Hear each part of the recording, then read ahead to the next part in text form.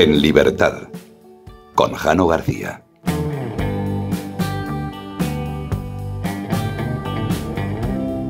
Cuentan las crónicas del 1 de octubre de 1949 que Mao Zedong iba a hacerse con el poder absoluto en China. Pronto comenzó a realizar una serie de reformas agrícolas, industriales y políticas nunca antes vistas en el país. Por aquel entonces tenía a su servicio una nación con una población de más de 600 millones de personas para alcanzar sus objetivos.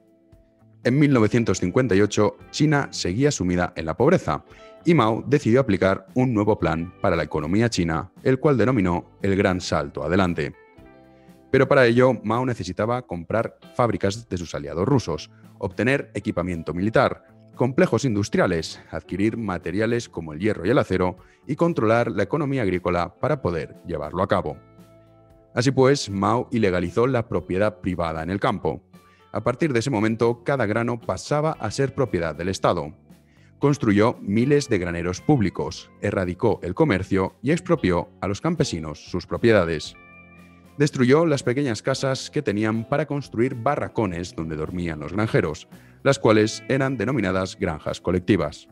Los chinos perdieron de la noche a la mañana todos sus derechos y sus bienes.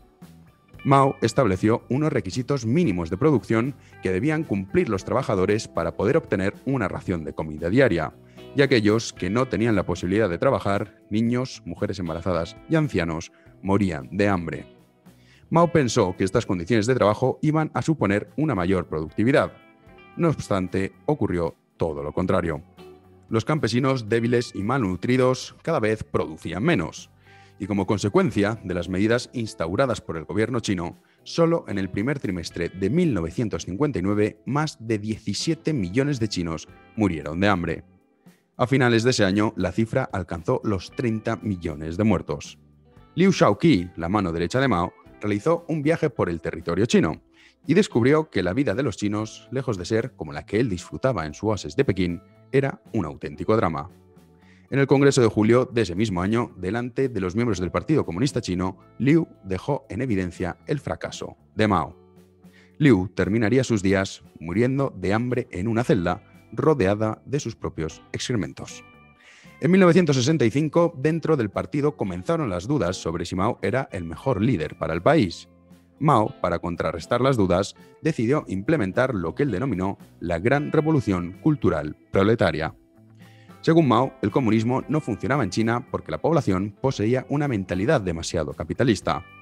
Su propósito era nada más y nada menos que más de 600 millones de chinos profesaran una única ideología, la ideología comunista.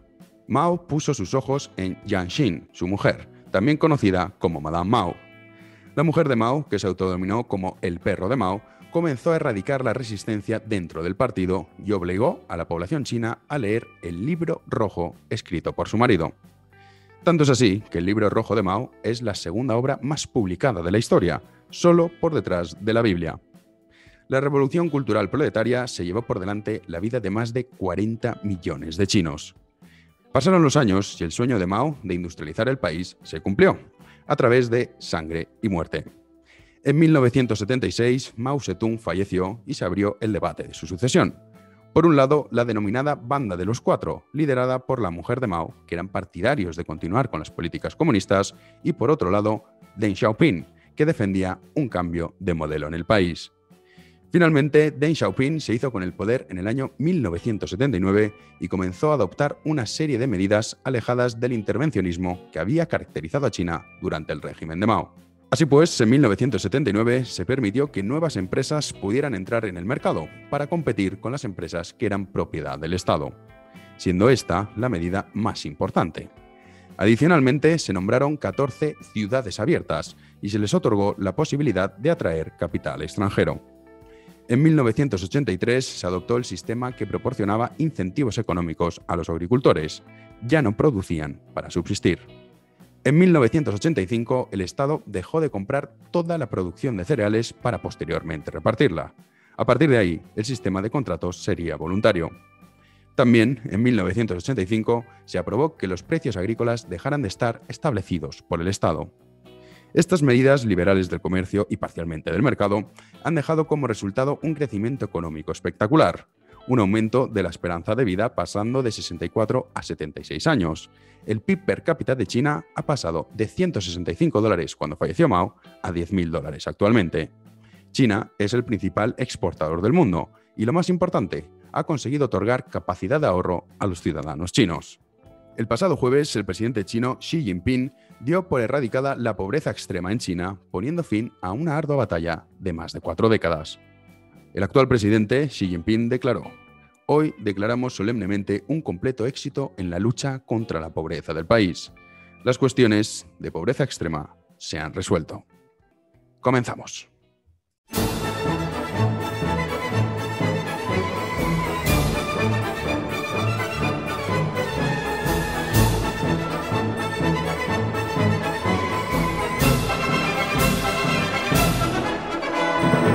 Y de vuelta al presente, hoy 28 de febrero de 2021, China ha conseguido vencer a la pobreza extrema después de muchísimos años luchando contra ella.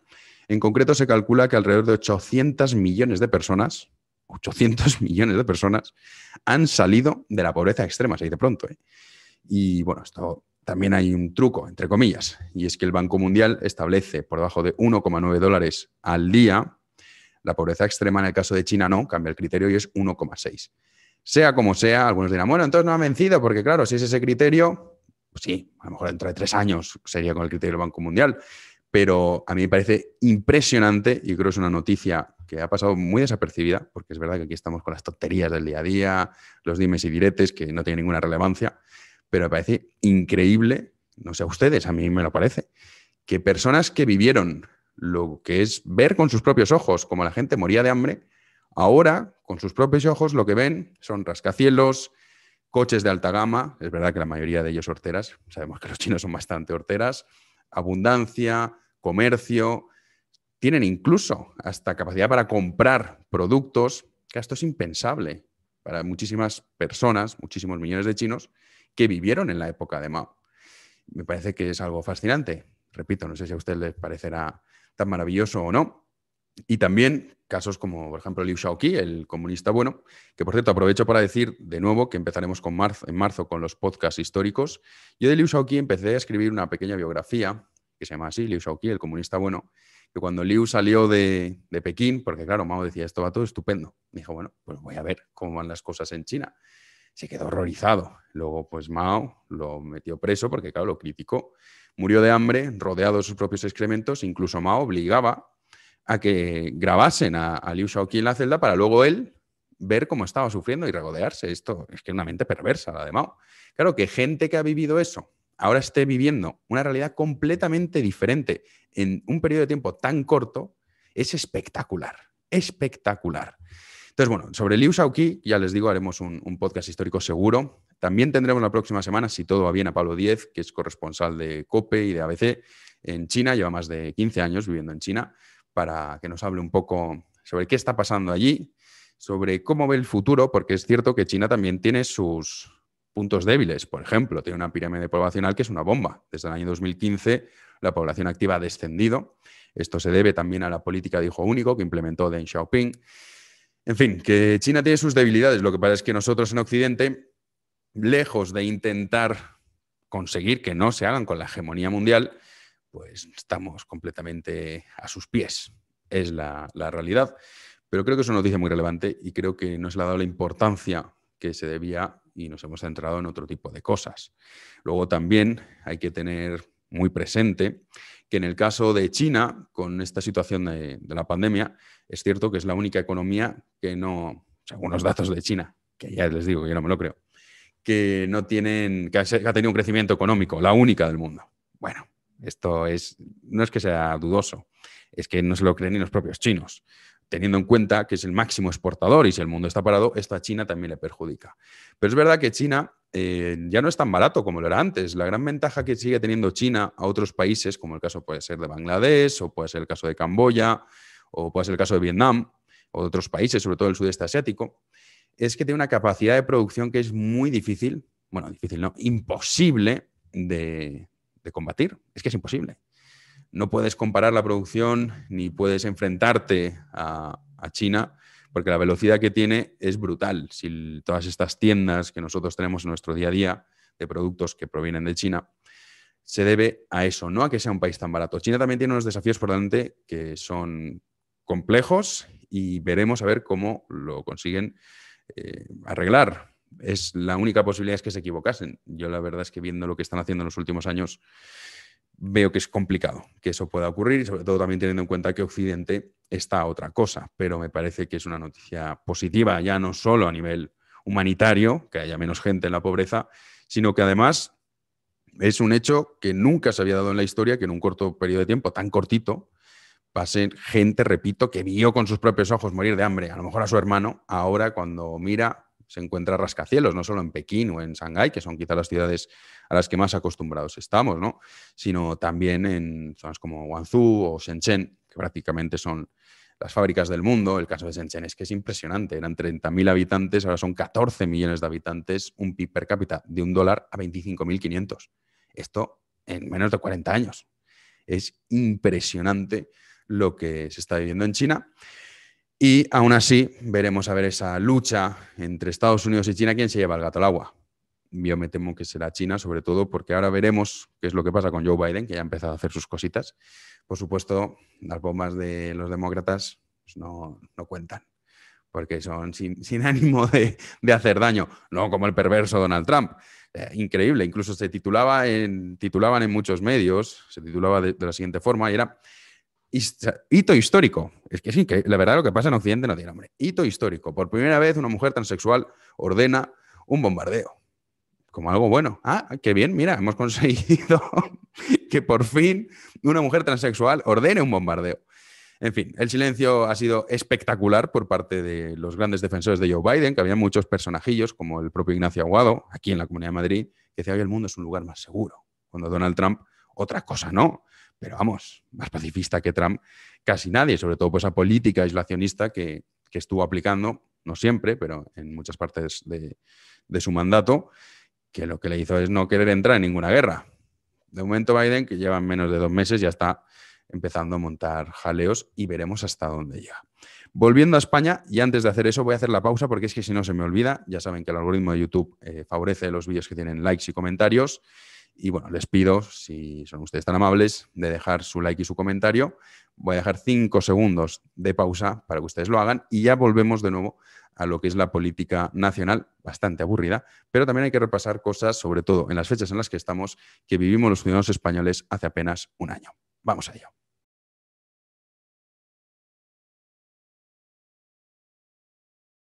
Pues en lo que respecta a España, se acerca la fecha del 8 de marzo, que es el gran espectáculo de masas que este gobierno siempre aprovecha para intentar adoctrinar al personal. Se está hablando y se está casi ya aceptando que vamos a tener manifestaciones, como ustedes lo oyen. Mientras los comercios siguen cerrados, son miles, cientos de miles los negocios y las familias que hay detrás que tienen que cerrar por las imposiciones estatales, mientras sigue falleciendo muchísimas personas en España, porque una cosa es que ya esto nosotros lo hayamos normalizado, otra cosa es que la gente no deje de morir, la gente sigue muriendo.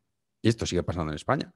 Sigue habiendo un descontrol absoluto, no solo en términos económicos, sino también sanitarios, sobre todo según la región en la que estés. Pero bueno, mientras todo esto está ocurriendo, estas personas pretenden, diciendo con la excusa de no más, de atención a la cifra, 500 personas se puedan celebrar manifestaciones el 8 de marzo. Y vemos cómo, justo, casualidades de la vida, empieza España a tener unos números muchísimo mejores de los que tenía a nivel global, a nivel nacional, cogiendo todos los números de todas las comunidades autónomas. Baja la incidencia acumulada, baja el número de hospitalizados, baja también el número de ingresados en UCI. Y esto, lejos de aprovecharlo para decir, bueno, vamos a intentar aprender para no vivir una cuarta ola, que lo más probable es que la vivamos, y no crean que tardaremos tanto. De hecho, solamente España, Reino Unido y Portugal son los únicos 3 países de Europa cuya incidencia acumulada está descendiendo. El resto está aumentando. O sea, que es un poco peligroso jugar a la victoria con un virus que ya sabemos de sobra cómo se comporta.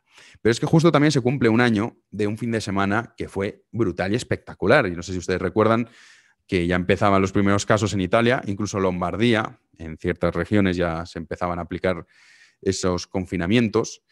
Y lo que vivíamos, porque claro, el 8M estaba a la vuelta de la esquina, fue una manipulación tan brutal por parte de todos los medios de comunicación, pero de todos. La cosa es que haya excepciones de personas o de programas, pero los medios de comunicación, todos al unísono alentando al personal para manifestarse el 8 de marzo. Vivimos cosas y tweets que he rescatado, la hemeroteca es maravillosa, por mucho que la borre, como el señor señor por llamarlo de alguna forma, Antonio Maestre, que decía, el 25 de febrero del año pasado es más probable morir atropellado porque la mascarilla para protegerte del coronavirus se muera y te tape los ojos, es que escribe fatal porque no pone una coma, que por el propio virus. Era más probable eso, que morir por el propio virus, que andando fuese a cruzar, ¡ay, se me voy la mascarilla, no veo! Y me atropellan. Esto lo decía un tipo que para nosotros, evidentemente, la gente sensata no le prestamos ninguna importancia, pero hay mucha gente que sí, muchísima gente que sí. Pablo Echenique, ese mismo día, ponía lo siguiente. En las portadas y en las tertulias, el coronavirus corre desbocado y es una peligrosísima pandemia que causa pavor. En el mundo real, el coronavirus está absolutamente controlado en España. Ojalá un día el sistema mediático tenga la mitad de calidad que el sistema sanitario. Esperen, porque no era lo único que ponía. Luego, Iñaki López, que es el presentador de La Sexta Noche, el 27 de febrero decía lo siguiente. Ayer hizo programa, como si nada. Después de esto, ayer hizo programa como si nada. Y hay gente que sigue consumiendo esa basura. Muchísima, por cierto. Decía, el sábado en La Sexta Noche, información y expertos para luchar contra la coronohisteria. Datos, certezas y falsedades de una epidemia con una mortandad menor que la gripe común. Y sigue en su puesto de trabajo. Continúa haciendo un programa semanal que consumen cientos de miles de ciudadanos españoles. Y bueno, también Echenique, que se vino arriba ese día, decía lo siguiente, frente al pseudoperiodismo de los reporteros con mascarilla, frente al clickbait del vamos a morir todos, frente a la extrema derecha, es que es terrible, pidiendo cierre de fronteras por una gripe menos agresiva que la de todos los años, el rigor y la profesionalidad de Lorenzo Milá. Todos estos tweets están, excepto el de Antonio Maestre que lo borró, en fin, hoy en día en Internet puedes borrar lo que quieras, que queda todo reflejado, están ahí, los pueden buscar, Echenique no los ha borrado, porque es que esto ya le da igual todo. ¿Y qué decía Lorenzo Milá? Pues bueno, Lorenzo Milá decía lo siguiente. Lorenzo Milá, Milán, norte de Italia, presentaban patologías previas. Buenos días. Eso es, buenos días. Y este es un detalle muy importante, porque al final aquí los médicos no se cansan de repetirnos que estamos ante un tipo de gripe. Es un tipo de gripe nueva, es verdad. No tenemos memoria vírica, no tenemos de momento vacuna, pero al final es un tipo de gripe que, como la gripe, afecta sobre todo a personas con defensas bajas, con situaciones de salud precaria, como las personas mayores, que es lo mismo que ocurre con la gripe común. Y tiene un índice de mortalidad bajísimo. Como digo, la mayor parte de estos infectados se están recuperando en su casa como si fuera una gripe común. Hay menos de la mitad están hospitalizados y apenas 25 personas en la UCI. Esta es un poco la fotografía médica real que aquí los médicos no se cansan de repetir, pero que, chico, parece que se extiende más el alarmismo que los datos, ¿no? Y ahí sigue. Aquí nadie ha pedido perdón. Son culpables de que muchísima gente que escucha y que se fiaba de lo que contaba esta tropa, este mismo fin de semana también estaba Salvador Illa, hace un año, en Telecinco, diciendo que las mascarillas no servían para nada. María Neira, esa responsable de la OMS, que ahora está desaparecida, que estaba dando una tournée por todos los platos de televisión contando cosas que no eran ciertas. En definitiva, una manipulación brutal que hizo que muchísimos ciudadanos no se tomasen en serio esto. Y la realidad es que España, desgraciadamente, es el país que en términos económicos más ha sufrido esta pandemia, solo por detrás de Argentina, y en términos sanitarios, si cogemos los excesos de mortalidad de todos los países, que los que tenemos acceso, hasta acá no sabemos cuál es el exceso de mortalidad de Zimbabue, no lo conocemos, pero los países en los que tenemos acceso, España es el país que cuenta con mayor número de víctimas por habitante solamente por detrás de Perú. O sea, a nivel mundial somos los peores, en términos sanitarios, solo por detrás de Perú, y en términos económicos, solo por detrás de Argentina. Y el tipo, uno de los máximos responsables de todo esto, Salvador Illa, gana las elecciones en Cataluña. Que alguien me explique cómo es posible. Pues porque los medios de comunicación juegan un papel fundamental. Por algo les llaman el cuarto poder. Si no, sería impensable que un tipo como Salvador Illa ya no solo ganase, sino que alguien se atreviera a presentarlo. Si vamos a presentar de candidato al peor ministro de Sanidad de toda Europa. Y a nivel mundial, solo por detrás de Perú. Vamos a presentarlo. Claro, alguna diría, bueno, lo que usted quiere es que su partido desaparezca. No obtener representación, ¿verdad? No, gana. Es cierto que Cataluña es una distopía que es, la verdad, muy triste, sobre todo por esos ciudadanos catalanes, que los hay, y bastantes, de bien, que tienen que habitar pues, con estos personajes y sobre todo también un porcentaje muy importante de la población catalana que se cree que no tomando parte, haciéndose los locos, no van a tener que pagar las consecuencias. Y sí, las vas a pagar. Vas a pagar las consecuencias. Y lo que ocurre en Cataluña es un ejemplo muy claro de lo que podría ocurrir a nivel nacional, porque ahora uno coge las encuestas y saldría ganador Pedro Sánchez. ¿Cómo es esto posible? Manipulación mediática, el rodillo del aparato propagandístico, que es brutal. También es cierto que en redes sociales, muchas veces, yo esto lo veo bastante, ¿no? Con gente con la que converso, que habitan como en una cámara de eco. Cree que los comentarios que les dejan en su canal o que les dejan sus seguidores son como la realidad y luego no entienden nada. Dicen, bueno, pero ¿cómo puede ser si yo siempre estoy leyendo? Porque también es cómo funcionan los algoritmos de las redes sociales. Te da lo que a ti te gusta, entonces pues tú lo que haces es reafirmarte en lo que ya piensas. Y entonces luego uno, cuando ve el resultado, dice, no me lo creo. Hombre, créetelo, porque estás habitando en una cámara de eco, en la cual se te escapa lo que está pensando y lo que está ocurriendo en otros sitios. Yo siempre hago el ejercicio, y creo que es muy importante, que también lo hiciesen ustedes, escoger las audiencias de los programas de televisión en España. ¿Cuáles son los programas de televisión más vistos en España? ¿Cuál es el mensaje que se envía? Eso, aunque se quiera competir contra eso, a través, por ejemplo, de este podcast o a través de las cuentas que tengo en Facebook, Twitter, Instagram, es muy complicado. Yo siempre pongo un ejemplo, ellos lanzan una bomba nuclear y nosotros lanzamos una piedra. Bueno, alguno le darás y alguno podrá abrir los ojos. De hecho, son muchos. Yo, una cosa que siempre lo digo, lo que a mí me hace continuar no es el hecho de las redes sociales, que detesto y que yo siempre recomiendo a ustedes que las tengan cerradas, porque no va a encontrar usted nada interesante en las redes sociales, más que unos cuantos demagogos diciendo tonterías de un lado y del otro, poniendo tweets, tú eres peor, yo soy mejor, tú eres más guapo, no, yo soy más guapo, yo tengo la solución, miren, mi solución cabe en un tweet, soluciones a problemas complejos en un tweet. Esta es la época en la que estamos. En fin, demagogos y charlatanes tienen para aburrir en redes sociales. Pero en las redes sociales hay que dar la batalla, sí, hay que darla. Pero hay que pasar muy poco tiempo, porque no vas a aprender mucho en redes sociales.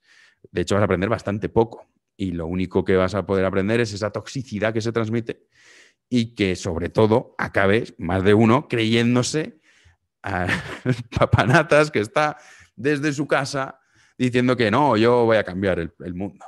¿Cómo? A través de Twitter, haciendo la revolución en Twitter. Vale. Maravilloso, oye. Estos revolucionarios como los podemitas en su momento, cuando decían, no, nosotros aquí vamos a cambiarlo todo. Ya hemos visto en qué se han convertido. Pero esta distopía, y hay una cosa que sí que me preocupa, de lo que ocurre en redes sociales, se está últimamente cada vez más, no sé si ustedes lo han percibido, extrapolando lo que ocurre en redes sociales, se lo está llevando la política al terreno político y a su vez la política lo está trasladando con los medios de comunicación. ¿Esto a quién perjudica? Pero el otro día estaba pensando sobre esto y evidentemente lo que perjudica primero es al sentido común. Segundo, mata cualquier tipo de debate intelectual, porque estamos en verdades absolutas. Esto es así, ¿por qué? Porque lo digo yo. Ya bueno, me lo dirá usted, ¿no? A lo mejor no todo es blanco o negro, hay cosas que sí y hay cosas que no. A lo mejor esto que usted me está contando no es así o no lo puede dejar escrito en un tuit, ni siquiera en un artículo de Instagram, que por cierto, a ver si de una maldita vez aumentan los caracteres, porque cada vez que quiero escribir un artículo me las veo y me las deseo para cumplir con los 2.200 caracteres. No vaya a ser que a alguien le explote la cabeza leyendo más de 5 minutos para que así Instagram me deje publicar, si no, no te deja. Están limitados los caracteres. Entonces, en esta época del cortoplacismo, es terriblemente peligroso trasladar lo que ocurre en redes sociales, en ese submundo, a la política. Y a la política, a los medios de comunicación. Entonces, ¿a quién beneficia esto? Evidentemente, a Pedro Sánchez. Porque él sabe que si tiene una sociedad, como es el caso de la española, polarizada, que muchos dicen, ¡ay, qué polarizados estamos! Hombre, a ver, polarizados estamos. Siempre ha sido así, las dos Españas de toda la vida. Pero es que, repito, mucha gente confunde lo que ocurre en redes sociales con la vida real y no es así. Y los que tienen memoria y se acordarán los primeros años de Mariano Rajoy, también se decía esto de no, fíjate, es que mira Rajoy lo que está haciendo cuando se manifestaban en contra del matrimonio homosexual, a favor de las víctimas del terrorismo, en contra de la negociación con ETA, salían con banderas españolas, más de 1 millón y pico de personas. Nos olvidamos pronto de las cosas, pero es que esto ya ha pasado y se está recurriendo a ese discurso. ¿Pero por qué beneficia a Sánchez? Porque de esa forma es o yo, o la derecha, o la extrema derecha, porque la extrema derecha, según el día, es el Partido Popular, es Ciudadanos o es Vox. Esto depende, según qué interese vender. Ahora interesa vender que, bueno, por supuesto, Vox es la extrema derecha y una cosa terrible, bueno, donde vamos a llegar con Vox, la extrema derecha tiene bastante poco, y sin embargo, ahora toca al Partido Popular. ¿Por qué? Pues porque como han hecho el ridículo más espantoso en la renovación del Consejo General del Poder Judicial, cosa que es grotesca, porque la independencia judicial es un pilar muy importante. Como saben, el programa En Libertad se financia a través de las aportaciones de sus oyentes. Si desean colaborar, pueden hacerlo en www.patreon.com/Jano García. www.patreon.com/Jano García. La vida de este programa depende de ustedes. Muchísimas gracias. No tiene ningún sentido es que los jueces sean elegidos por los políticos. ¿Por qué? La ley cambió en 1985. Hasta 1985, la ley establecía que los 20 vocales que hay en el Consejo General del Poder Judicial, 12 los escogían los propios jueces, mientras que 4 era a petición del Congreso y 4 a petición del Senado. En 1985, el Partido Socialista, con Felipe González al frente, cambió la ley, que es la que sigue actualmente, y es 10 los escoge, o los propone el Congreso, los escoge de facto, y 10 el Senado. Es decir, los políticos. Claro, ¿qué independencia judicial? Teniendo en cuenta que la independencia judicial total no existe. Es una utopía, porque por mucho que un juez lo escojan los propios jueces, tiene sus intereses. Y no solo tiene sus intereses, sino que también tendrá sus ideologías y tendrá sus conceptos, y según una persona u otra no la va a juzgar de la misma forma. Ahora bien, sería mucho más beneficioso, sobre todo si lo que estamos hablando es de corruptelas que afectan a los propios partidos políticos. Pero bueno, el Partido Popular, lejos de pedir que fuese en esa dirección, modificar la ley para que de nuevo 12 vocales fuesen escogidos por los jueces y no por los políticos, lo que ha hecho ha sido intentar pactar con Pedro Sánchez. Cada Pedro Sánchez, pues como es un trilero, se la ha jugado. Obviamente está Panoli de Casado y de Teodoro García Egea diciendo ¡ay, que nos ha engañado Sánchez! ¿Pero qué esperaban? Se engaña a todo el mundo. Se está constantemente engañando. Entonces, bueno, la realidad es que se han roto esas negociaciones. Pero el Partido Popular, que nos guste o no nos guste, es el principal partido de la oposición, sigue en una deriva brutal. Y además hay una cosa también que a mí me ha sorprendido mucho esta semana, no sé si ustedes lo han leído, y es lo que ha ocurrido en Galicia con Feijóo respecto a la vacuna. Feijóo quiere obligar a los gallegos a vacunarse y el que no lo haga puede tener una sanción de hasta 600.000 euros. Estos son los de la libertad individual, las libertades de los ciudadanos. Vosotros, los del PP, haciendo este tipo de leyes. No es que Feijóo al margen, sí, Feijóo al margen. Pero es tu partido. Ni una sola declaración. Multas de hasta 600.000 euros por no vacunarse. Estos son los de la libertad. Pues el modelo chino, que no es ni deseable, esto, desde luego que a Feijóo sí que le gusta, ¿eh? Impresionante que se obligue a la población a vacunarse, cuando además la vacuna está dando buenos resultados en Israel y bastante prometedores. La vacuna de Pfizer, en concreto. La de AstraZeneca es otro cantar, que también sus resultados han sido menores, pero bueno, con el paso del tiempo seguramente veremos otras vacunas, también veremos cómo se avanza, sobre todo en el tema de la producción. Una cosa positiva en el caso de España, nosotros, hay mucha gente que dice, ¡ay, qué mal y qué lentos vacunamos en España! Y no, estamos por encima de la media de la Unión Europea. El problema de España no es de capacidad de vacunación, sino que el problema de dosis. Nos lo explicó en la entrevista que le hicimos a Enrique Ruiz Escudero, el consejero de Sanidad de la Comunidad de Madrid, que capacidad de vacunar toda. El problema es que nos faltan dosis que prometió Salvador Illa y que no han llegado. Pero bueno, él ya está ahí en Cataluña intentando pactar con todo el mundo, excepto, eso sí, con Vox, con la CUP. O sea, se junta con la CUP, pero no, con Vox no. de verdad, una distopía lo de Cataluña que intentan trasladar a nivel nacional y hay que resistirse a esto, porque si no, ya ahí sí que tendremos un problema de difícil o casi imposible de solucionar. Vamos a ir con las preguntas de los patronos. Esta semana me han dejado muchas, algunas a través de audio, otras a través de escritas por WhatsApp. Y también aprovecho para decir, los que son colaboradores, son miembros de este canal de YouTube, los que colaboran a través de iVoox y a través de Patreon. En Patreon, ¿dónde está el número de teléfono? Porque alguno me ha escrito, no lo encuentro. En Patreon está en el primer post, en la primera publicación, ahí encuentra el número de teléfono. En el caso de YouTube, en la pestaña de comunidad, una vez usted se hace miembro, tiene en lo primero que ve es el número de teléfono, y en el caso de iVoox, lo mismo. En la pestaña de comunidad aparece el número telefónico al que ustedes pueden enviar sus preguntas, ya sea a través de nota de voz o escritas. Y también, lo mismo digo, cuando se haga el podcast histórico, que será en marzo, empezaremos con el fascismo, estos podcasts históricos exclusivos para miembros del canal, exclusivos para patronos y exclusivos para suscriptores de iVoox, ahí ustedes también tendrán en este mismo lugar el enlace para que lo puedan escuchar. Así que, bueno, vamos con las preguntas de los patronos para concluir el podcast de hoy. Los patronos preguntan. Jano, buenas tardes. Lo primero, darte las gracias por tu labor, porque representas a muchos que estamos aquí detrás de la pantalla con ganas de que la cosa cambie. Así que gracias por dar la cara. Luego, por otro lado, tengo un par de preguntas. En el ámbito de la seguridad social, ¿por qué se dice que es tan difícil cambiar de un sistema de reparto a uno de capitalización o de cuentas nacionales? Tengo entendido que en Australia sí que se hizo por presión de los sindicatos, cosa que aquí no va a pasar, pero se insiste en que es muy difícil. ¿Por qué es eso? ¿Qué es lo que hace que sea tan complejo? Y luego, por otro lado, el eliminar la indemnización por despido no podría ser perjudicial para los trabajadores de más edad. Te lo pregunto obviamente desde el completo desconocimiento, pero puedo entender el miedo que puede tener la gente. En fin, un abrazo, paisano, y gracias por tu labor. Respecto a la primera pregunta, no es que sea difícil. Lo que pasa es que es impopular. ¿Por qué lo es? Porque un sistema de reparto, cuando tú lo quieres convertir en un sistema de capitalización, lo que va a provocar sí o sí es que los pensionistas actuales y también los que estén próximos a jubilarse vean reducida la cantidad que reciben. Claro, esto no lo va a llevar a la práctica un gobierno teniendo en cuenta que los resultados positivos que tiene y que sí o sí vamos a tener que enfrentarnos a ello por una situación que ya lo he explicado en otras ocasiones, es que la gente cada vez vive más, la pirámide poblacional es la que es y el sistema estaría diseñado, en el caso de España, para un país, primero, que no tiene esa pirámide poblacional y segundo, que cuenta con pleno empleo de forma constante. No es nuestra realidad. Y las pensiones son un problema en España que los distintos gobiernos se van pasando la patata caliente hasta que le explote a uno.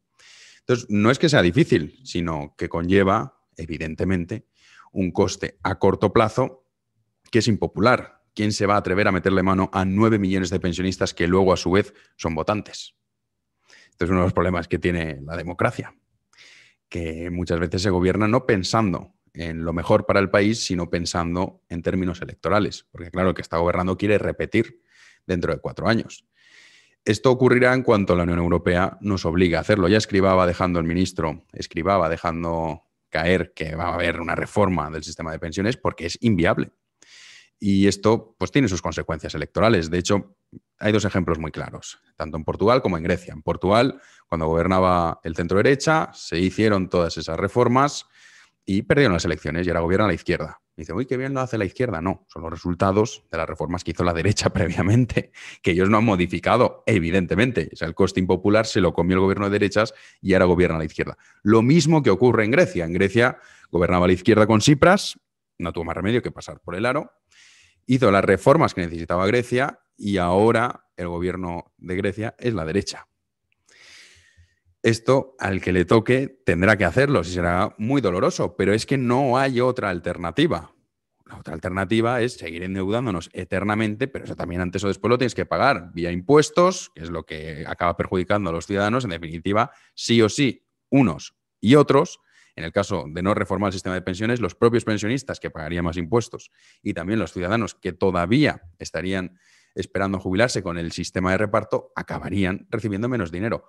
De una forma o de otra. Pues hombre, ya puestos, hagamos la reforma cuanto antes para así poder cambiar un sistema que, repito, es inviable desde hace ya bastante tiempo y que todo el mundo lo sabe. Nadie, salvo con intereses políticos detrás, que alguien que se vaya a presentar a las elecciones o represente algún partido político puede decir lo contrario. Entonces, no es difícil, lo que pasa es que es impopular. Respecto a la indemnización por despido, no debería preocupar a una persona que está trabajando, sea mayor o sea joven, no contar con una indemnización por despido. Hay muchísimos países que no cuentan con indemnización por despido. Austria, por ejemplo, Finlandia, Dinamarca, que por cierto Dinamarca tiene una legislación laboral que es la más flexible de todo el mundo, está por encima incluso de Estados Unidos. No cuentan con indemnización por despido, tampoco Italia, Bélgica, Holanda. Hay varios países que no están con esta indemnización por despido. ¿Y por qué es beneficioso? Porque lo que consigues, primero no tendrías contratos temporales, tendrías muchos más contratos indefinidos.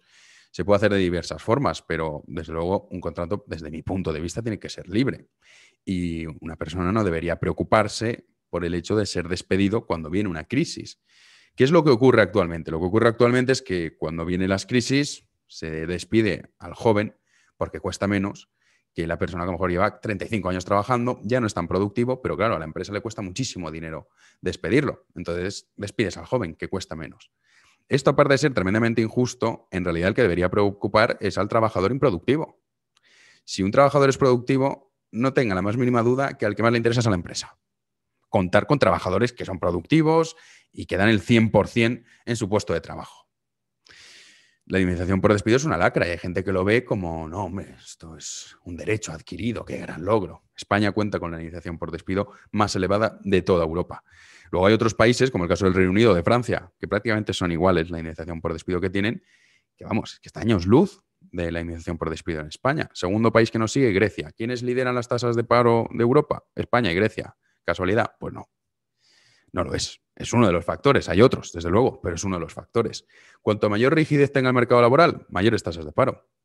Si es que esto es así, no es opinable. Ahí están los datos y usted puede coger los datos de los países que cuentan con legislaciones laborales muchísimo más flexibles y cuáles son sus tasas de paro. Yo prefiero que un ciudadano español que pierda su puesto de trabajo lo pueda encontrar en 2 semanas. No que pierda su puesto de trabajo le digamos, oye, pero mira qué indemnización por despido más estupenda te hemos dado.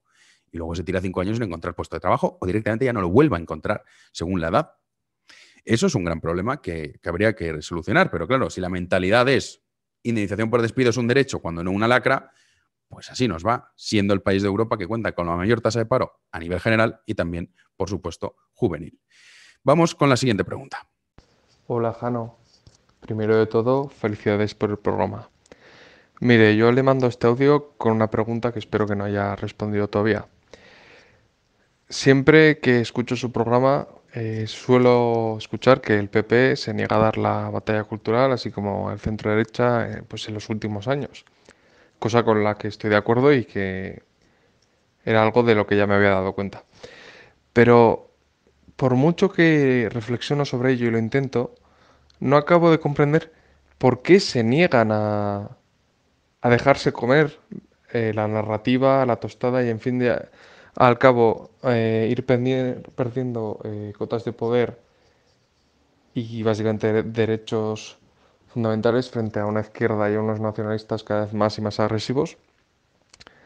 No comprendo por qué no lo intentan. Como decía Rosa Díez en su anterior entrevista, hay que ver cómo desde Zapatero se intentó polarizar a la sociedad, pero este plan, en mi opinión, ha cuajado, así como los planes de los nacionalistas periféricos, porque el centro derecha no ha hecho nada en este país, se ha quedado quieto y no acabo de comprender por qué no han hecho nada. Un saludo. Bueno, es cierto que el centro derecha desde la época de Zapatero no hiciese nada, de hecho sí que lo hacía. En los primeros años de Mariano Rajoy, que por cierto fue nombrado porque a Aznar le daba miedo que Rato le podía hacer sombra, porque Rato, más allá de sus corruptelas, que por supuesto tiene que pagar por ellas, ha sido el mejor ministro de Economía que ha tenido este país en años y un tipo brillante. Como le podía hacer sombra, escogió a Rajoy. Entonces, bueno, pero los primeros años de Mariano Rajoy sí que dieron esa batalla y se hablaba de esto, ¿no? De, ¡ay, qué polarizados estamos! Es un recurso que siempre se utiliza.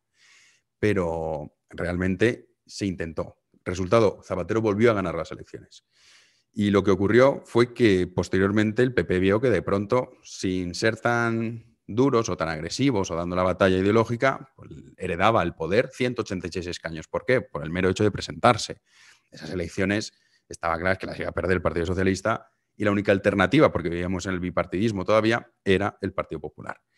¿Qué pasa? Que a partir de ahí empieza una dinámica que ha estado siguiendo el Partido Popular de abandono absoluto por defender una serie de ideas alejadas de ese colectivo, alejadas de la ley integral de violencia de género, del pensamiento único, del control absoluto de los ciudadanos, de la educación, la independencia judicial, en fin, multitud de cosas que el PP defendía hasta hace bien poco y que ahora ha dejado de lado. Porque piensan, pues son así de torpes, que creen que va a volver a repetirse lo mismo que pasó con Zapatero, y es que ahora, cuando el Banco Central Europeo nos cierre el grifo de la deuda pública, vendrá una gran crisis económica en España y ellos van a heredar el poder. Y no es así. No es así. Y además están cometiendo el gran error, desde mi punto de vista, y es atacar a Vox constantemente. Vox te gustará más o menos. A mí hay cosas de Vox que no me gustan, que por cierto es una pregunta que me ha hecho un patrono, ahora la contestaré. Pero es cierto que tú no puedes estar insultando, yo no sé el porcentaje porque no hay ningún estudio que lo pueda acreditar, pero seguramente el 95% de los votantes de Vox alguna vez ha sido votante del Partido Popular. Entonces, que estés insultando a tus propios votantes y a un partido que es verdad que te critica mucho, con razón en muchas ocasiones, pero que es un partido constitucionalista, que va por la vía de la Constitución para cambiar ciertos aspectos, que en los que yo no estoy de acuerdo, que ahora los comentaremos, pero es un partido que además te permite gobernar en casi todos los sitios en los que estás gobernando. Sin ir más lejos, la Comunidad de Madrid. Díaz Ayuso no podría gobernar si no fuese por el apoyo de Vox. Entonces, en realidad, esta estrategia de insultar a Vox para que simplemente por el mero hecho de decir somos de centro, ya vamos a ganar, pues hombre, pues no. No es así. Y menos cuando no existe bipartidismo. Y menos cuando hay mucha gente que está de verdad muy, muy harta del Partido Popular y con razón, por cantidad de medidas que se tomaron bajo el gobierno de Mariano Rajoy y sobre todo por la dejación de funciones. Es que en realidad Vox existe porque el Partido Popular abandonó la batalla ideológica y abandonó ciertos temas que perjudican a muchísimos ciudadanos españoles, ya sea la inmigración ilegal, ya sea la cuestión de la ley integral de violencia de género, que porque no se hable no significa que no le afecte a la gente, los impuestos, la defensa de la propiedad privada, las autonomías, cómo se gestionan. Hay muchas cosas. Y claro, diría la independencia judicial, que también defendía el PP en su momento y ahora la defiende Vox, pero esto lo han defendido todos, ¿eh? Luego cuando han llegado ahí, desde el 85, ninguno ha modificado la ley, pero bueno, en fin, realmente esto no es que cambie votos, porque a la gente no le importa. Es triste, pero es la realidad. Si de verdad la gente quisiese una independencia judicial brutal, veríamos como todos los partidos políticos lo incluyen y además lo aplican, porque si no supondría perder votos. Entonces, bueno, en realidad el Partido Popular se ha quedado en la defensa de la nada y ahora mismo no saben qué hacer. Creen, de verdad, primero, que les van a perdonar la vida los medios de comunicación, cosa que es estúpida creer eso. Porque si ahora están entretenidos con Vox y presentan a Vox como la extrema derecha es porque interesa. Interesa hacerle creer a la población española que si no gobierna Sánchez, el que gobierna es Vox. Porque ahora mismo la alternativa sería esa, que el PP y Vox sumasen 176 escaños. Se antoja bastante imposible. Pero la realidad es que cuando el Partido Popular, si en algún momento tiene posibilidades de ganar las elecciones, toda la maquinaria propagandística irá a machacar al Partido Popular. Entonces, yo lo que veo claro es que en España lo que hace falta, y es desde mi punto de vista, el gran drama que tenemos, ¿no? La pena, que no exista un partido de centro-derecha liberal, que tendrá una tendencia a lo mejor más socioliberal, pero bueno, un partido de centro-derecha liberal, que tenga las ideas claras, que tenga claro la defensa del individuo por encima del colectivo, que tenga claro que hay leyes que son completamente injustas, como la ley integral de violencia de género, que tenga claro que la educación no puede ser adoctrinamiento, que tenga claro que la inversión privada es fundamental para el porvenir del país. Mientras eso no exista en España, es probable que veamos a Pedro Sánchez siendo presidente durante bastantes años. Porque además aquí hay que tener otra cosa clara, y es, solamente podría gobernar el centro-derecha si ese supuesto partido, que a lo mejor de la fusión entre PP y Ciudadanos sale, lo dudo, pero supongamos que saliese, solamente podría gobernar con Vox. Porque el Partido Socialista, en el caso de Sánchez, como decía antes, es un trilero que ha engañado a todo el mundo, pero al personal le da exactamente igual y lo seguirá votando. Él sí que puede pactar con Bildu, puede pactar con Esquerra, puede pactar con el PNV, puede pactar con Teruel Existe, con Soria Amanece en su momento, en fin, con los partidos estos regionalistas que hay por ahí. Él sí, pero el centro-derecha no. Entonces necesitas tener un bloque fuerte de centro-derecha. Y ese partido no existe actualmente en España. Entonces, bueno, es uno de los problemas que hay. Y sobre todo no va a existir siempre y cuando no se dé esa batalla ideológica y cultural, que se puede dar de muchísimas formas. No es necesario recurrir a la manipulación y a la demagogia barata, que es lo que hace Vox en muchísimas ocasiones. Ni tampoco hace falta recurrir a discursos que en muchos momentos dices, bueno, ¿hasta qué vienen, ¿no? Estos disparates que muchas veces vemos en Twitter por parte de diputados de Vox. Pero bueno, el caso es que está claro que no vamos a conseguir que haya un cambio en España siempre y cuando no exista primero una hegemonía de parte de la sociedad que reclame ese partido, segundo, que los políticos, en este caso de centro-derecha, recojan esa necesidad de los ciudadanos para dar esa batalla cultural. De momento el que lo hace es Vox y por eso Vox va creciendo. Si no es casual que Vox saque 11 diputados en Cataluña y Ciudadanos y el Partido Popular 9, los dos juntos. ¿Por qué? Porque Vox sí que da esa batalla. Lo que a mí me parece terrible es que tengamos una oposición, el principal partido de la oposición, que es el Partido Popular, que haya abandonado esta batalla. Algunas excepciones puedes encontrar aquí en la Comunidad de Madrid, pero poco más. Vamos con otra pregunta. Hola, Jano. Enhorabuena por el programa, que la verdad es que es todo un éxito. Y quería proponerte un tema del que hablar esta semana. Y es que a raíz de lo que está ocurriendo en China con la minoría uigur, al oeste del país, el Parlamento de Canadá, incluido gran parte del partido de Trudeau, ha declarado esos sucesos como genocidio. Sin embargo, tanto Trudeau como su gabinete se han abstenido o se han puesto de lado, por así decirlo. Entonces quería saber tu opinión al respecto y si de alguna manera lo podíamos linkar con el genocidio armenio, del que tampoco se sabe mucho y es un tema muy interesante. Gracias.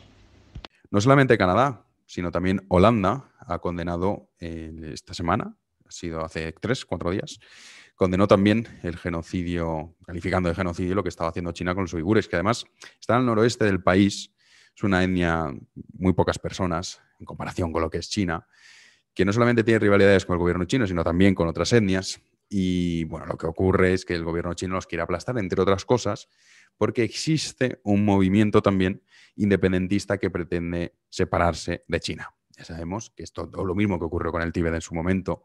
¿Se acuerdan ustedes de esos Juegos Olímpicos? Quizás los más jóvenes no, pero los Juegos Olímpicos de Pekín hubo un movimiento muy fuerte sobre la independencia del Tíbet, ¿no? Pues sería un poco lo parecido a lo que ocurre con los uigures, más allá también de las etnias, y se calcula que en torno a 2 millones de ellos están en campos de concentración. Es así como funciona China. Y ya digo, es Canadá y también es Holanda. Respecto al genocidio armenio, el genocidio armenio, Armenia es como una especie de Polonia, siempre ha tenido muchísimos enemigos, porque no es un país joven. Hay gente que cree que Armenia a lo mejor es un país, de hecho es un país que tiene una historia fascinante, tiene raíces súper antiguas, y siempre ha tenido muchísimos enemigos. Y un poco lo mismo, ¿no? Una minoría que por aquel entonces el Imperio Otomano trató de aplastar y se llevó la vida. Hay diferentes estimaciones, pero entre 1,5 millones y 2 millones de personas. El genocidio fue brutal. Pero la historia de Armenia lo voy a apuntar para hacer un podcast histórico sobre Armenia, porque es muy, muy interesante su historia y es como esos países como Polonia. La historia de Polonia también es brutal. Siempre ha tenido tantísimos enemigos que intentando aplastarlos, que la verdad es que es algo que a mí me parece maravilloso ver cómo estos países se resisten y además enemigos muy poderosos, porque Polonia ha tenido desde Napoleón hasta Rusia, los nazis, en fin, muchísimos enemigos que han intentado acabar con ellos, porque eran, en el caso de Polonia, por la zona en la que se encontraba, y luego también, pues, en el caso de Armenia, está en una zona también muy importante, no tanto es así, más bien sería por la cuestión de una minoría, que cuando alguien quiere imponer, sobre todo un régimen dictatorial, lo que quiere poner son unas ideas hegemónicas y que sean todas homogéneas, te salen los revoltosos, pues es lo mismo que ocurre, por ejemplo, con los kurdos. De hecho, era muy curioso ver cómo mientras los kurdos y los turcos luchaban contra el ISIS, los turcos aprovechaban para también cargar contra los kurdos, porque existe el Kurdistán, que llaman ellos, que es una zona en la que deberían separarse, y dentro de los kurdos hay cristianos, musulmanes. En fin, es que el mundo es muy complejo y hay cosas muy, muy, muy interesantes. O sea, que me voy a apuntar para el podcast de Armenia, para hacerlo cuando empecemos con los históricos, y seguro que algún mes cae. Ahora voy a leer la pregunta que me hizo un miembro del canal, escrita, se llama Pilar, que me preguntaba: hola, Jano, me gustaría saber por qué dices que hay cosas de Vox que no te gustan.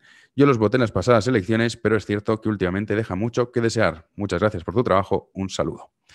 Pues bueno, en el caso de Vox, a mí hay cosas que no me gustan, Y primero, vamos a lo más superficial, ¿no? Sería la forma de transmitir. A mí no me gusta plantear las cosas como una guerra, de ellos o nosotros. Pues no, ni ellos o nosotros no. Es que vamos a ser todos, nos guste o no nos guste, tenemos que convivir los distintos. Esto es así. Entonces a mí este lenguaje bélico no me gusta. En el ya hemos pasado el otro día cuando salieron las elecciones de Cataluña. Decían, es que los otros decían no pasará ya, pero es que tú eres mejor que ellos. O deberías ser mejor que ellos. No debes entrar en esa dialéctica tan belicista.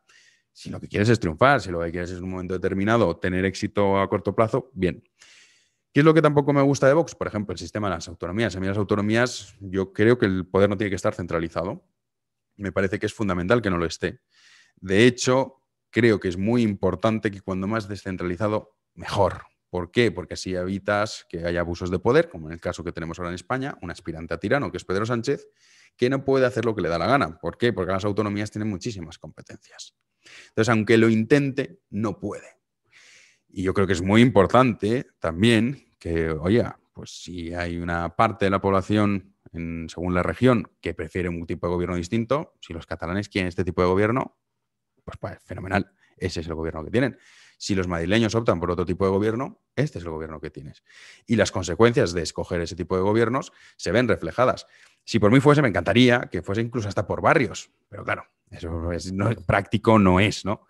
Pero que el sistema de las autonomías esté descentralizado el poder y se tengan competencias que no puedan estar centralizadas me parece fundamental. Entonces yo en eso no estoy de acuerdo con Vox, de centralizar todas las competencias para que así el gobernante nacional tenga el poder casi total de la nación. Yo creo que eso, cuanto el poder más dividido esté, muchísimo mejor. Otra cosa es, que en eso sí que estoy de acuerdo, que, por ejemplo, cuando hablan del mal uso de los recursos públicos, es que es una realidad, lo diga Vox o su porquero, igual que cuando hablan de la ley integral de violencia de género. Sí, también estoy a favor de lo que dicen al respecto, habría que erradicarla, lo mismo que la ley de memoria histórica. Otra cosa en la que no estoy de acuerdo con ellos, por ejemplo, es el papel que le otorgan a la religión. Yo soy creyente, pero no creo que la religión deba tener un papel relevante en la sociedad. No lo creo, no lo creo. Cada uno puede tener la religión que le dé la gana. Sobre todo, es cierto, y me parece que es importante que se conozca ciertos aspectos de la religión, porque, entre otras cosas, nosotros, incluso los que no sean creyentes, actuamos muchas veces porque hemos nacido y vivido en un país cristiano y católico. Y nuestra concepción del bien y del mal viene derivada de eso. Entonces es importante, ya por simplemente cultura general, conocer más la religión. Ahora bien, no creo que la religión tenga que tener un papel fundamental en la sociedad, ni tampoco en la educación. Otro tema en el que no estoy de acuerdo, por ejemplo, es la eutanasia. Yo sí que soy partidario de la eutanasia, sobre todo cuando la persona está en sus cabales, o sea, no es un tercero el que decide, ya sea ni el Estado ni un familiar. En eso estoy completamente en contra, pero una persona que decide que, en fin, que sus días han llegado hasta aquí, me parece que tiene todo el derecho del mundo a hacerlo. Tampoco obligaría a los médicos que no quisieran, en fin, esa inyección letal, otorgarla. Pero yo creo que si una persona, desgraciadamente, decide acabar con su vida por los motivos que sean y no quiere continuar viviendo, yo creo que el Estado no puede decirle, no, oiga, es que esto es ilegal, usted tiene que vivir, sí o sí. No, yo no lo veo así. También cosas en las que no estoy de acuerdo, cuando hablan, y sobre todo últimamente, que van en esos términos, sobre la Unión Europea. Que es que la Unión Europea aquellos, que la Unión Europea no sé cuántos, sobre todo lo que vimos ahora en pandemias cuando decían iremos porque las empresas apátridas, a mí este discursito nacionalista, rollo populista, Frente Nacional, no me va. Entre otras cosas porque es una estupidez absoluta y luego aparte porque culpar a la Unión Europea de nuestras desdichas es no querer ver la realidad. Y esto también es muy español y muy hispano. Siempre decir, no, la culpa es de los demás, nunca es mía. Entonces, a mí ese discurso tampoco me gusta, ni estoy en contra de la Unión Europea. ¿La Unión Europea es mejorable? Sí, hay muchas cosas en las que a mí no me gusta el funcionamiento que tiene la Unión Europea, pero ahora mismo, y esto hay que tenerlo clarísimo, España, si no es Argentina ya hoy, es porque está dentro de la Unión Europea y porque es una monarquía y tenemos una constitución. Y el que diga que no, es que no se ha enterado de nada. Y esta es la realidad. ¿Que hay cosas a mejorar? Muchísimas, muchísimas a mejorar. Pero salirse de la Unión Europea o estos mensajes, sobre todo cuando no nos devolvieron a Puigdemont en su momento, de pues nos vamos de la Unión Europea porque claro, ¿para qué estamos? Hombre, pues ¿cómo que para qué estamos? Entre otras cosas, para que tú puedas cobrar tu sueldo en euros. Porque si no, ninguno de vos podría cobrar su sueldo en euros. Y todos estarían completamente arruinados igual que el resto de la población. Y más si no estás gobernando. Pero bueno, entonces Entonces, esas son las cosas que a mí no me gustan de Vox, más allá que luego también es cierto que no a nivel general, pero sí a nivel provincial y en comunidades autónomas, tienen metido a gente que deja muchísimo, muchísimo, muchísimo que desear. Y además, otra cosa que es verdad, Vox ha conseguido, desde mi punto de vista, dos cosas muy, muy positivas. Primero, que se haya perdido el miedo a dar la batalla ideológica, cultural, que hablábamos antes con la anterior pregunta del patrono o miembro del canal de YouTube, no lo sé, porque eso ya no lo distingo. Me parece que eso es de agradecer. Y segundo, que se haya abierto debates como, por ejemplo, el de la Ley Integral de Violencia de Género. Yo creo que eso es muy, muy importante. Y eso hay que agradecérselo a Vox porque es el que lo ha conseguido. Había gente que le tenía miedo, otros no, pero en fin, una cosa es que lo haga un particular, como es mi caso, y otra cosa es que lo haga un partido que tiene muchísimos votantes detrás. Yo, de hecho, en las últimas elecciones generales apoyé y creía que el mejor programa era de Vox porque en términos económicos era el más liberal. Se está alejando de eso, va más a este rollito nacionalista que a mí no me gusta y luego también pues este tipo de mensajes, centrarnos en Soros, centrarnos en el globalismo, etcétera, etcétera, pues ¿qué quieren que les diga? Es que yo no, insisto, que existe este hombre que tiene poder, sí. Ahora, ¿que ese hombre es el que va a dictaminar cuál es el futuro de la nación? Pues no. El futuro de la nación española lo dictaminarán los propios ciudadanos españoles. Y lo mismo en el resto del mundo. Creer que un señor encerrado en su casa puede coger y a través de lobbies que los tiene, que a los cuales financia para cambiar ciertos aspectos, va a cambiar el mundo, es no conocer el mundo. Entonces, por eso digo que no, esas cosas son las que no me gustan. Y de verdad creo que si existiese un partido que defendiese el resto que defiende Vox, con un carácter mucho más conciliador que no bélico, y que incluyesen reformas económicas mucho más liberales, etcétera, etcétera, yo estoy seguro que tendría éxito. El problema es que no lo hay ahora en España. Y eso Vox decidió no hacerlo porque tuvo un impasse, que era decidir, bueno, ¿por qué línea vamos tras las elecciones? ¿Por la línea Le Pen o vamos por la línea centro-derecha liberal? Decidieron ir por la línea Le Pen. Ahí yo, desde luego, nunca los voy a apoyar porque no creo ni en la nacionalización de las empresas estratégicas, ni creo que las empresas apátridas haya que castigarlas, ni creo que la inmigración sea un problema. ¿La inmigración descontrolada? Sí. ¿La inmigración ilegal? Sí. Ni creo, que esto además también lo han cambiado, que se deba utilizar ya el término extranjero. Al principio eran inmigrantes ilegales, luego pasaron a ser inmigrantes y ahora ya directamente dicen extranjeros. Yo he sido extranjero en muchísimos países, he sido inmigrante en otros países. Y me parece terrible esa estigmatización. A mí es que el rollo este de todos iguales y la cultura es la misma para todos y no tenemos que compartir otras culturas, me parece, vamos, un peñazo, pero un peñazo. Y no quiero vivir en un país así, en el cual todo el mundo sea y piense lo mismo. No.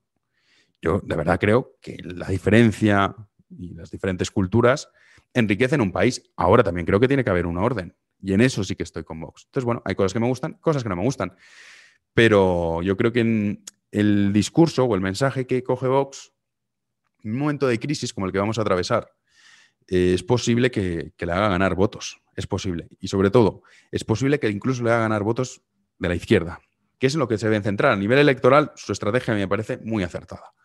Porque ya sabes que el centro derecha poco más puede rascar, porque ya has quitado muchísimos. Pero lo que pasó en Francia, si miramos el espejo de Francia, el Frente Nacional no crece a costa de la derecha, sino que es que acaba aniquilando el Partido Socialista francés, que ya no existe. Y cojo un mapa de París y en el mapa de París ves el centro, donde viven las zonas, digamos, con mayor poder adquisitivo, donde vive la gente rica, y la mayoría es votante de Macron. Conforme te vas alejando de esas zonas en las que viven los obreros, la clase obrera, clase media, es que no me gusta hablar de clases, pero bueno, ya saben qué es lo que se utiliza, pero con ingresos medios o ingresos más bajos, que son los que sufren la inmigración ilegal, la inmigración descontrolada, la delincuencia, etcétera, etcétera. Esos que antes eran votantes de izquierda, ahora directamente son votantes del Frente Nacional. ¿Como estrategia puede funcionar? Sí. A mí como modelo no me gusta. Es que a mí el Frente Nacional no me gusta lo más mínimo. Pero, bueno, veremos qué es lo que pasa. Y sobre todo también dependerá mucho de lo que haga el Partido Popular y lo que haga Ciudadanos. Si lo que están es en esto o si se fusionan, que no sé qué van a hacer, si al final se fusionan o no, pero su programa es la nada, bueno, Vox crecerá por un lado y por el otro. Aunque ya digo que esos mensajes y esa forma... España es un país que muchas veces la gente intenta o dice que es un país bélico y tal. Y no, es un país bastante tranquilo. bastante tranquilo. Sobre todo hay que ver los países de alrededor. Y es un país de gente mayor, es un país de propietarios, es un país que sí, podemos discutir, pero a ver, lo mío no lo toques. Y sobre todo tienen ciertos intereses. Entonces, bueno, el mensaje de Vox en un país como España para ganar las elecciones nunca va a colar. Para ser llave de gobierno con el PP o con la fusión PP-Ciudadanos es posible. Y debe ser, yo siempre digo, Vox es un partido súper necesario en España, debe ser así, porque si no, estos se acomplejan enseguida y renuncian a la ley integral de violencia de género, a luchar para erradicarla, a la ley de memoria histórica, a la educación, a la independencia judicial, a cómo se manejan los medios de comunicación, a quién da las licencias televisivas. Todo eso se renuncia por parte del centro derecha. O sea que Vox es un partido que, insisto, es fundamental, más allá de este tipo de cosas en las que no estoy de acuerdo. Vamos a dejar aquí el programa de hoy. Les agradezco su presencia y en el próximo programa, Ferrer Dalmau, que ya lo comenté, está pendiente, pues que no conseguimos cuadrar las agendas, pero sí que estará, si todo va bien, Pablo Díez para hablar sobre China. También les digo, los que son miembros del canal, colaboradores, patronos o los que están viendo este podcast, dejen sugerencias de personas para entrevistar que sean interesantes, que a lo mejor yo no las conozco, pero si, pues haciendo una pequeña investigación, pueden ser interesantes para traerlas en el canal. Dejen sus sugerencias y las intentaremos traer. En fin, muchísimas gracias por estar ahí. Nos vemos en una próxima entrega. Hasta luego.